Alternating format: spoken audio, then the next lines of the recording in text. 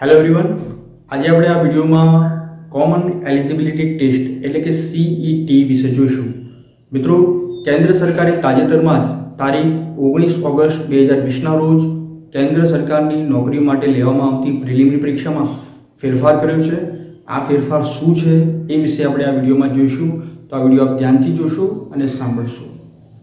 મિત્રો, staff selection commission એટલે કે SSC, બેન્કિંગ અને રેલવે આ ત્રણેય વિભાગોમાં સિલેક્શન માટે હવે તમારે એક જ ટેસ્ટ આપવાનો રહેશે, CET. મિત્રો, કેન્દ્ર સરકારે આ ત્રણેય વિભાગો માટે લેવામાં આવતી અલગ અલગ પ્રિલિમિનરી પરીક્ષાની સિસ્ટમને સમાપ્ત કરી છે. હવે નવી સિસ્ટમ પ્રમાણે તમે આ ત્રણેય વિભાગો માટે તમારે એક જ કોમન ટેસ્ટ આપવાનો રહેશે, જેનું નામ હશે કોમન એલિજિબિલિટી ટેસ્ટ એટલે કે CET. મિત્રો, આ પહેલા બેન્કિંગ, રેલવે અને સ્ટાફ સિલેક્શન કમિશનની મુખ્ય પરીક્ષામાં બેસવા માટે તમારે અલગ અલગ પ્રિલિમિનરી પરીક્ષાઓ આપવી પડતી હતી અને આ ત્રણેય વિભાગો માટેની પરીક્ષાઓ 3 તબક્કામાં લેવામાં આવતી હતી. એમાં સૌથી પહેલાં તમારે પ્રિલિમિનરી પરીક્ષા આપવાની રહેતી હતી, ત્યારબાદ મુખ્ય પરીક્ષા અને પછી ઇન્ટરવ્યૂ થતું હતું અને પછી ઉમેદવારનું સિલેક્શન થતું હતું. પણ નવી વ્યવસ્થા પ્રમાણે તમે આ ત્રણેય અલગ અલગ વિભાગો માટે એક જ પ્રિલિમિનરી પરીક્ષા આપી શકશો. એનું નામ રહેશે કોમન એલિજિબિલિટી ટેસ્ટ એટલે કે CET. મિત્રો, કેન્દ્ર સરકારે જૂની પરીક્ષા પદ્ધતિમાં ફેરફાર કર્યો છે. કેન્દ્ર સરકારની કેબિનેટે કોમન એલિજિબિલિટી ટેસ્ટ લેવા માટે નેશનલ રિક્રુટમેન્ટ એજન્સી એટલે કે NRA ની રચના કરવા માટે મંજૂરી આપી દીધી છે. અત્યાર સુધી લગભગ 20 જેટલી નેશનલ એજન્સીઓ આ કેન્દ્રીય પરીક્ષાઓનું આયોજન કરતી હતી, પરંતુ હવે NRA આ પરીક્ષાનું આયોજન કરશે. વર્ષ 2021થી એટલે કે આવતા વર્ષથી જ ઉમેદવારો SSC, બેન્કિંગ અને રેલવેની મુખ્ય પરીક્ષામાં બેસવા માટે એક જ પ્રારંભિક એટલે કે કોમન એલિજિબિલિટી ટેસ્ટ, એક જ પ્રિલિમિનરી પરીક્ષા આપી શકશે. કોમન એલિજિબિલિટી ટેસ્ટ વિશે આપણે જોઈએ તો CETની માર્કશીટ 3 વર્ષ માટે માન્ય ગણાશે. તમે CET પાસ કરો છો ત્યારબાદના 3 વર્ષ સુધી તમારી માર્કશીટ માન્ય ગણાશે. તમે 3 વર્ષ સુધી આ ત્રણેયમાંથી, ત્રણ જે સેક્ટર છે એ ત્રણેયમાંથી કોઈ પણ સેક્ટરની મુખ્ય પરીક્ષાઓ આપી શકશો. CET પાસ ઉમેદવારો SSC, બેન્કિંગ અને રેલવે આ ત્રણમાંથી ગમે તેની મુખ્ય પરીક્ષા આપી શકશે. કેન્દ્ર સરકાર અન્ય તમામ પરીક્ષાની પ્રારંભિક પરીક્ષાઓ, પ્રિલિમિનરી પરીક્ષાઓ પણ CET હેઠળ લેવાનું આયોજન કરી રહી છે. CET વર્ષમાં 2 વખત લેવાશે, એટલે તમે વર્ષમાં તમને અનુકૂળ હોય એ પ્રમાણે તમે આ પરીક્ષા આપી શકશો.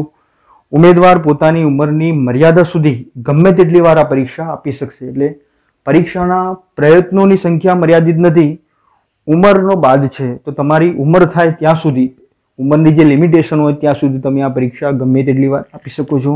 તમે એક વખત આ પરીક્ષા આપો છો ને તમારે એમાં માર્ક્સ ઓછા આવે છે, તો તમે માર્ક્સને ઇમ્પ્રૂવ કરવા માટે પણ બીજી વખત ટેસ્ટ આપવો હોય તો તમે આપી શકો છો.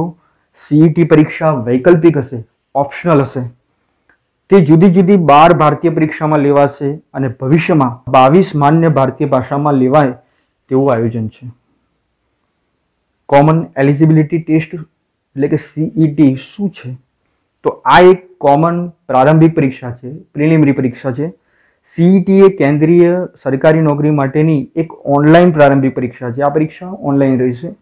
અત્યારે તે SSC, બેન્કિંગ અને રેલવે માટે જ પ્રારંભિક પરીક્ષા તરીકે લેવાશે, પણ ભવિષ્યમાં બીજા ક્ષેત્રોની પ્રારંભિક પરીક્ષા પણ CET હેઠળ લેવાય એવું આયોજન સરકાર કરી રહી છે. CET માટેની લાયકાત શું છે? કોણ CET આપી શકે છે? તો ધોરણ 10 પાસ, 12 પાસ અને ગ્રેજ્યુએશન કરેલ તમામ ઉમેદવારો આ પરીક્ષા આપી શકે છે. આ પરીક્ષા લાયકાત પ્રમાણે અલગ અલગ પોસ્ટ માટે લેવાશે અને તેથી પ્રશ્નપત્રો પોસ્ટ પ્રમાણે અને લાયકાત પ્રમાણે પૂછાશે. ઉમેદવાર લાયકાત પ્રમાણે પરીક્ષા આપી શકશે. એટલે ધોરણ 10 પાસ ઉમેદવાર માટે જે પોસ્ટની વેકેન્સી પડે છે, 12 પાસ માટે જે વેકેન્સી પડે છે અને ગ્રેજ્યુએશન પાસ માટે જે વેકેન્સી પડે છે, આ તમામની લાયકાત પ્રમાણેના પ્રશ્નોના સ્તર અલગ અલગ હશે. CET દ્વારા નોકરીની તકો, કયા કયા વિભાગો CET પાસ કર્યા બાદ તમે નોકરી મેળવી શકો છો? તો અત્યારે 3 વિભાગોમાં નોકરી મળી શકે છે. એક છે સ્ટાફ સિલેક્શન કમિશન એટલે કે SSC, બીજું છે બેન્કિંગ અને ત્રીજું છે રેલવે. આ માત્ર એક પ્રારંભિક પરીક્ષા છે. આ ખાસ યાદ રાખવાનું છે. આ એક પ્રિલિમિનરી પરીક્ષા છે. આ પ્રિલિમિનરી પરીક્ષા પાસ કર્યા બાદ, CET પાસ કર્યા બાદ મુખ્ય પરીક્ષા અને ઇન્ટરવ્યૂ હશે. એ તમારે પાસ કરવા પડશે જો નોકરી મેળવવી હોય તો. મુખ્ય પરીક્ષા અને ઇન્ટરવ્યૂ ત્રણેય વિભાગો માટે અલગ અલગ હશે. એ કોમન નહીં હોય. આ પ્રિલિમિનરી પરીક્ષા કોમન રહેશે પણ મુખ્ય પરીક્ષા અને ઇન્ટરવ્યૂ કોમન નહીં હોય. CETના ફાયદા. CET આવવાથી શું ફાયદો થશે? તો તેનાથી સમય, શક્તિ અને પૈસાનો બચાવ થશે. પહેલાં એવું હતું કે તમારે અલગ અલગ પ્રિલિમિનરી પરીક્ષા માટે અલગ અલગ ઉમેદવારી પત્રો ભરવા પડતા હતા. પરીક્ષા ફી પણ ભરવી પડતી હતી અને પરીક્ષા કેન્દ્રો સુધી પણ જવું પડતું હતું. હવે એક જ કોમન એલિજિબિલિટી ટેસ્ટ હોવાથી તમારો સમય, શક્તિ અને પૈસા બચશે. બીજું, નિમણૂક પ્રક્રિયા ટૂંકી થશે. તે અલગ અલગ ભારતીય ભાષાઓમાં લેવાશે, તેથી ઉમેદવાર પોતાની પ્રાદેશિક ભાષામાં આ પરીક્ષા આપી શકશે. એટલે ગુજરાતના ઉમેદવાર ગુજરાતી ભાષામાં CET આપી શકશે. પરીક્ષાનું પરિણામ 3 વર્ષ માટે માન્ય રહેશે, આપણે આગળ જોઈએ પ્રમાણે. બીજું, સ્ત્રી ઉમેદવારોને ફાયદો થશે. આપણને ખબર છે કે ફિમેલ માટે પરીક્ષા કેન્દ્રો સુધી જવું, દૂરના પરીક્ષા કેન્દ્રો સુધી જવું બહુ અઘરું હોય છે, માટે સ્ત્રી ઉમેદવારોને ફાયદો થશે. ત્યારબાદ CET માટેના પરીક્ષા કેન્દ્રો.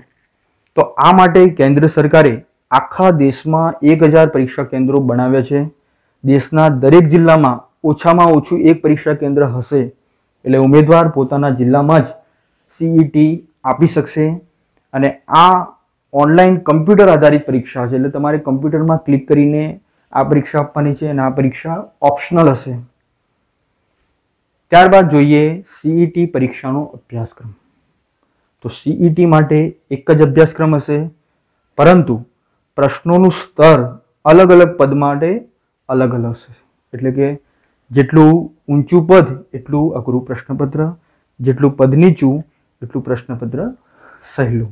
મિત્રો, આશા રાખું છું કે આ વિડીયો આપને ગમ્યો હશે. વિડીયો ગમ્યો હોય તો લાઈક અને સબસ્ક્રાઈબ કરવાનું ભૂલશો નહીં. અસ્તુ. આભાર.